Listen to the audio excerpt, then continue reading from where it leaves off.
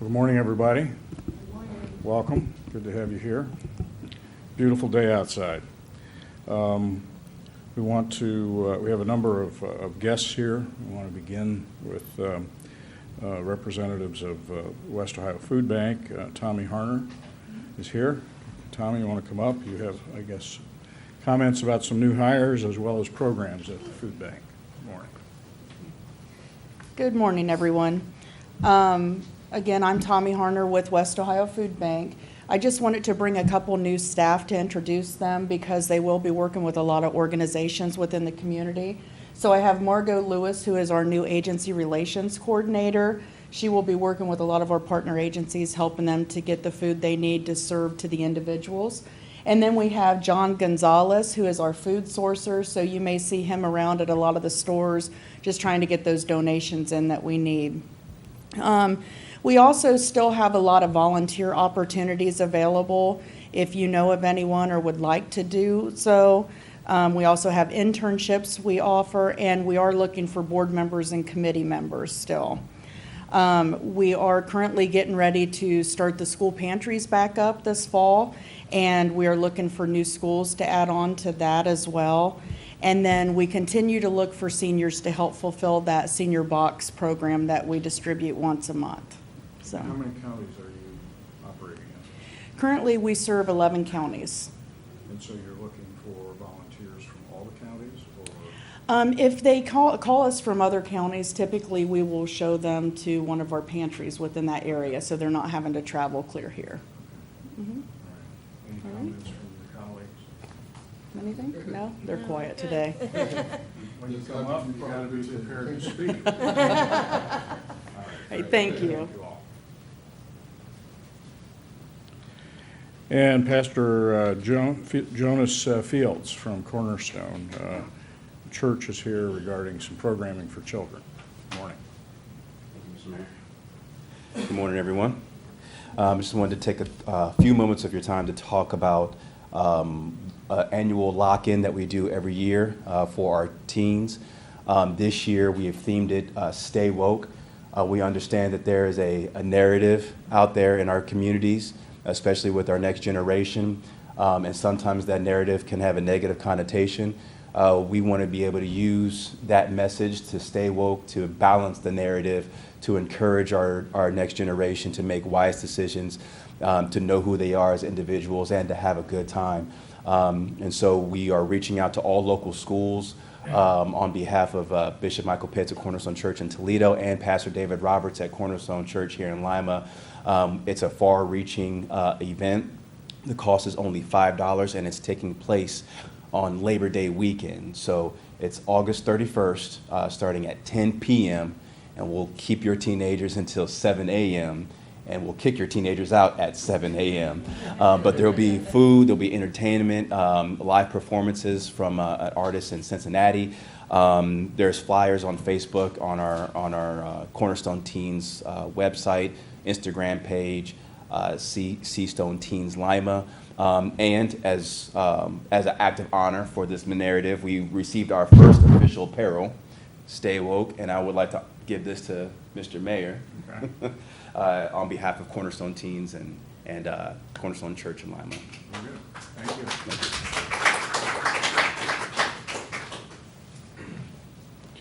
Staying up all night is not my style anymore. But glad there are folks that can do that. And Chief Black is here in Lima Fire Department with some introductions of new firefighters and some certifications he wants to announce. Thank you, Mayor. Here today, we're here to celebrate a few things. One is, first thing I want to introduce two new firefighters that were hired last week. If they step forward, Gabriel Sutton and Brody Lyman. Gabe is right here, and this is Brody right here. They were hired last week on Monday. They are two new firefighters that were hired. So I'll start with Brody a little bit here. Brody is from New Knoxville. Prior to coming to the city of Lima as a firefighter, he worked full-time at Walpock. And he also volunteered or worked part-time at Delphus and Bath Fire Departments, and also volunteered for Buckland Fire Department.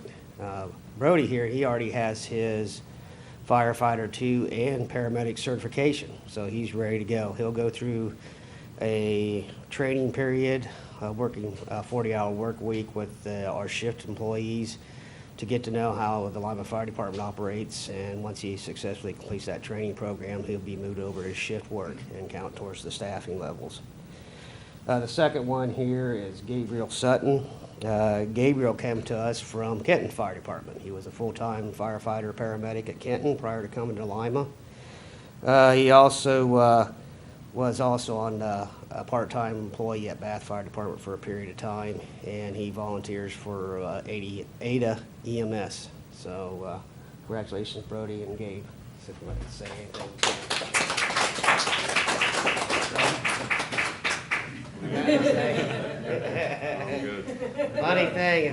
Funny thing, new employees don't say hardly a thing.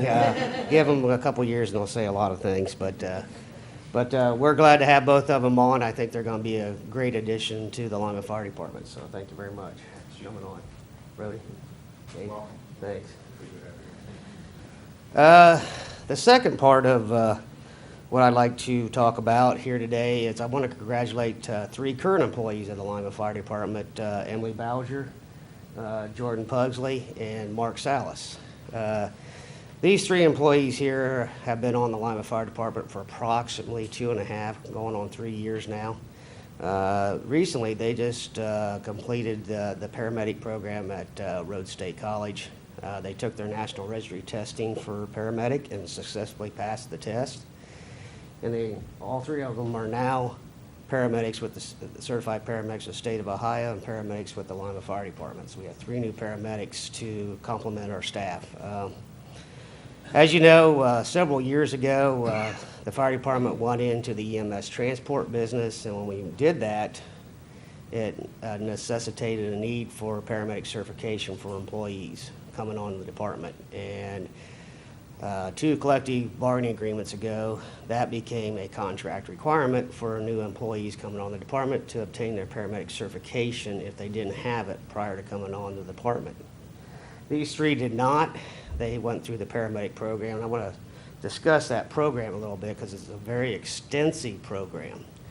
The program consists of a semester of prerequisites prior to entering the paramedic program that they have to pass. That is 3 classes over 1 semester out at Rhodes State. After that, they enter the paramedic program, which is an extensive program over a 1-year period.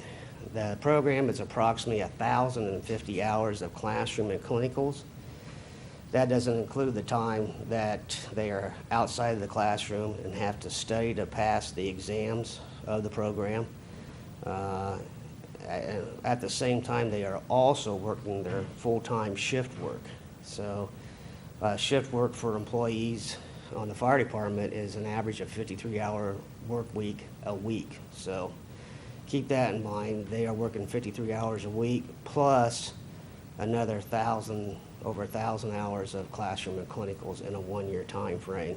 And they must successfully complete that program at Rhodes, pass it, and then go on to the national registry test and pass that to become a paramedic. So I'm very proud of all 3 of them, and congratulations. Emily? You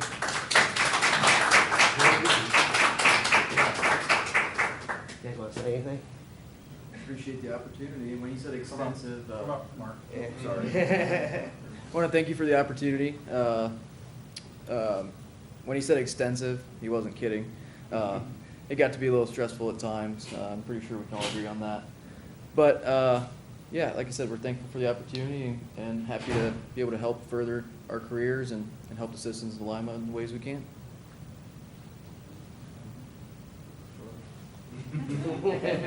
Just happy to be here. Thank you again to the citizens of Lima. I'm happy to be here serving you and look forward to a long career. So was some of the coursework anatomy and physiology, and That was the prerequisites. so come up and talk about that. It's all a blur to me. I don't really remember much of it. I'm just happy I passed on the first time. told my mom I would, so I didn't really have much of a choice. And I'm happy to be able to stay at Lima Fire Department and continue to work here. Very good. Thank you all. Thanks. Good to have you.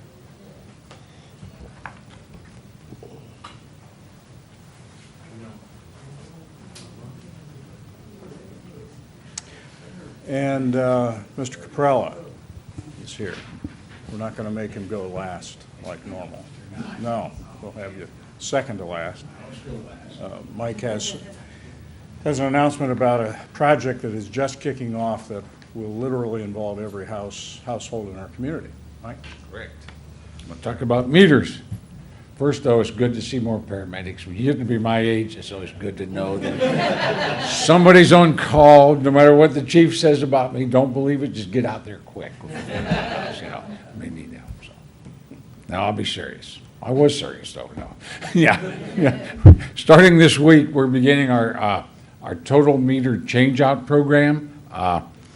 Like the mayor said, this will affect every home on our service area. We're looking to change out about 28,000 water meters in our system. We've hired a firm called Utility Metering Solutions. They go by UMS, and they're hired, they're on board, and they started the work this week. This is new technology we're putting in. We're just not putting in the old water meters where we had to go out and look at them and 1, 2, 3, 4, 5, you write down what it used. No, it's all electronic. It's all wireless. It'll read these meters as many times a day as we want them to, and it'll send a signal back to our billing office where they can read that. They can detect leaks early. They can get very accurate readings, and this will definitely improve customer service with us, with the meters. An average meter will last between 20 and 25 years. The current meters we have are 25 years old, so it's time for a change. And the technology's there. We looked at several different types of meters, and we come up with one which we feel is the best for our community. And these are very, they don't, I should have brought a couple down here so you could see what the old and new looked like. I just didn't do that, but the technology is there. These are all electronic meters. They're not the old mechanical type meters. And we'll start working. This is going to take about 10 to 12 months to complete this, contract. Again, we got, half of our meters, well, actually more than half are outside, but about 10,000 of the meters are in people's basements. Well, so the contractor will be contacting by mail all the people that have meters in their basement to schedule an appointment, and you'll schedule the appointment with the contractor. Then they'll come in, take them maybe 15, 20 minutes, and they're out of there. If your meter's outside, which the majority of them are, you don't even have to be home. They'll go in there, change the meter out, flush everything, put a hanger on your door saying, we were here, we changed your meter, and they're done. So, pretty simplistic process. The UMS and utility metering, their installers will have IDs, and they'll also have bright yellow T-shirts that say UMS, or maybe a vest when it gets colder or whatever. But they'll be well identified, and their vehicles will have stickers on the side that say UMS. So when they pull up, you're going to know that's the installer that's doing the work. So we'll be happy to get this done. And if there's questions on the city's website, if you go to, I think it's it says 2018-2019 Water Meter Replacement Program. You can click on that, and there's a list of questions and answers about the process. Customers can look at that. And or if there's any other questions, just call the utilities department, the billing office, or call my office, and we'll be glad to answer them. So it's a big project. It's going to take a while, but it'll be beneficial for the city. So thank you.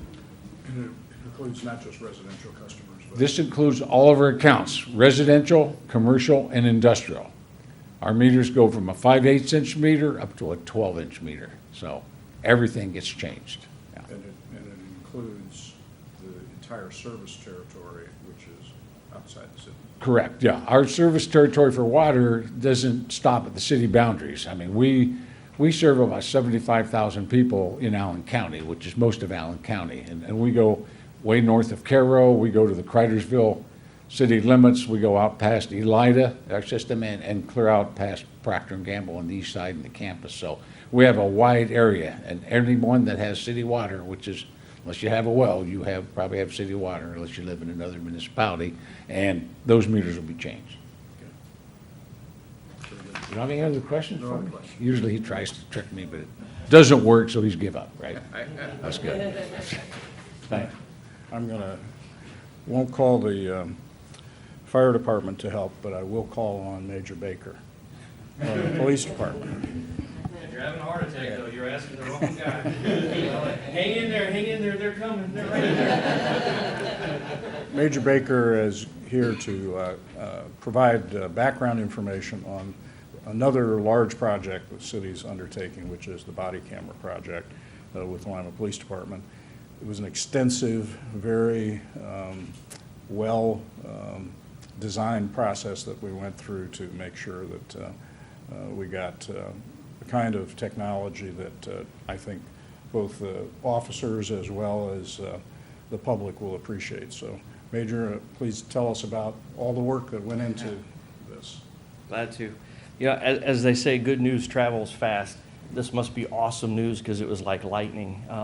When Monday night I had the privilege of going to City Council and requesting that they would enter into the contract with WatchGuard, which is going to be providing our body cameras. In addition to our body cameras, they're also providing our in-car cruiser video and then also the storage that's going to be needed for a mountain of data as we begin to collect all this video, and they are going to be providing all of that. And we are very, very grateful that council said yes. But also, it gives me an opportunity this morning to thank Mayor Berger for all of his support and help, because truly, without him and the support that he gave and the encouragement and some direction, I wouldn't be standing here today saying we have a contract for our new body cameras, and I do want to say thank you. It does seem like kind of a long process, and you know, when you want something, it seems to take even longer. And the officers, the body cameras, the officers have been wanting body cameras for quite a long time.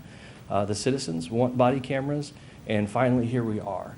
And even though it did seem like a very long time, the process wasn't quite that long. It started really back in the spring of 2016 as we began exploring.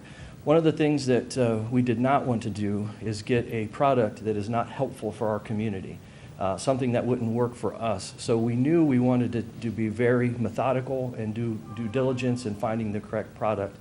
And we wanted to begin with, what do we want, as opposed to going out there and getting things. And it started with forming a committee of different people from the community.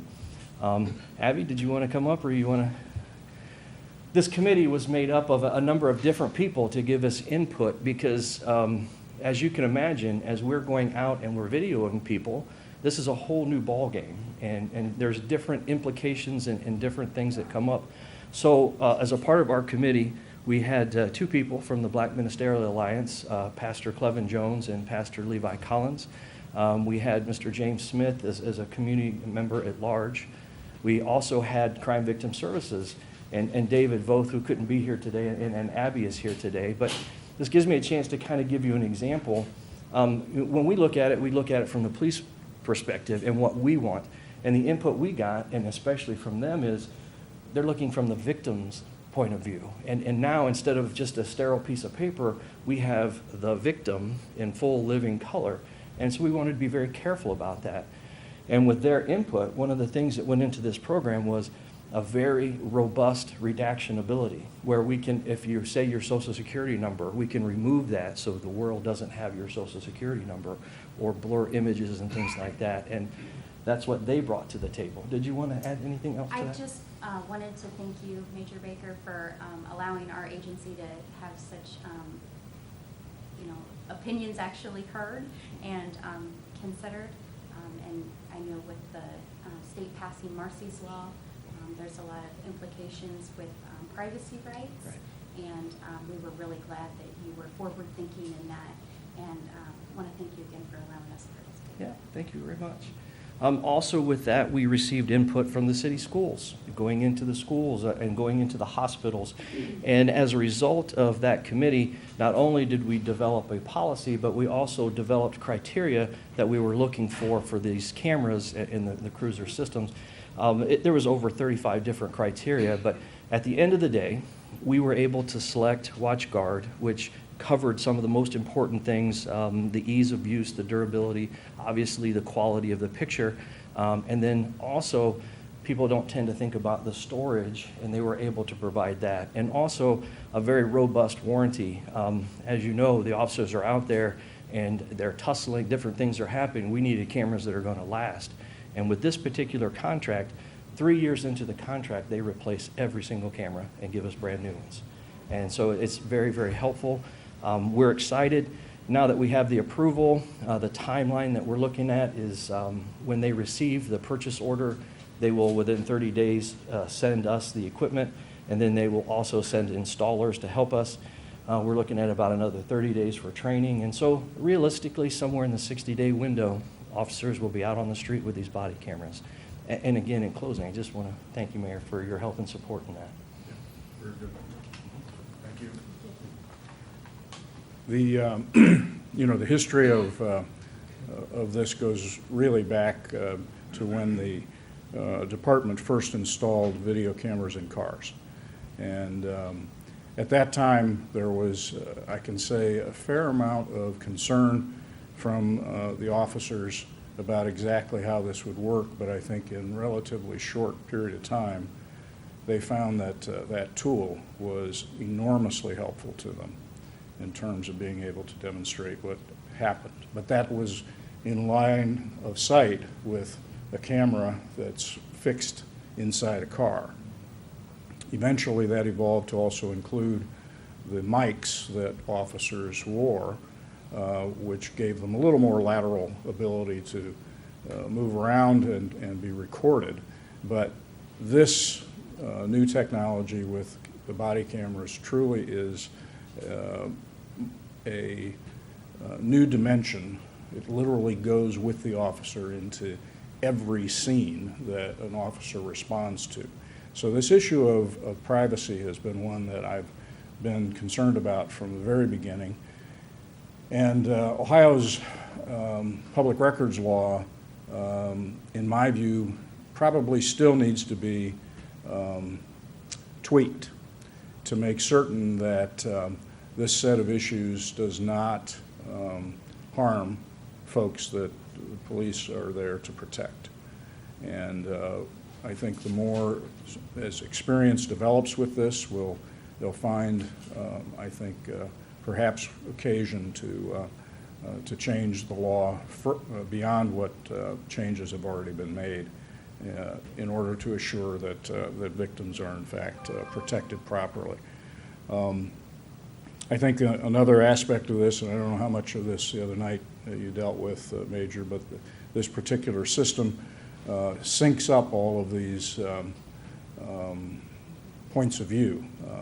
So responding officers, if you have more than one officer responding to a scene, WatchGuard's system actually produces video content and audio content that is synced. So at any point in time, you're able to actually look at what is happening, and so that redacting ability that the Major talks about actually goes across all those points of view inside that system. And so it should be a very versatile system. And I think ultimately we'll demonstrate again for officers and the public that Lima Police Department, as they respond in the vast majority of circumstances, in fact, are rendering service that is courageous and with integrity. We recently had a former Lima City Council person stand on the floor of council and make a variety of claims about the way in which a police officer responded to a situation at his property on North Main Street. And frankly, what he said was not true. But it wasn't until the video was pulled and he understood there was video that frankly he had to step back. And I think that the ability to be able to demonstrate for the public the professionalism, courage, and integrity of the police is really important as we try to continue to build a community that we all care about. So it's really in that context, I think. This is an important investment. It's $500,000. It's a lot of money, but it's an investment that I think will help us manage our community in a way that we will all benefit. So with that, I think that's all that we have for today, and we'll break down for interviews. Thank you.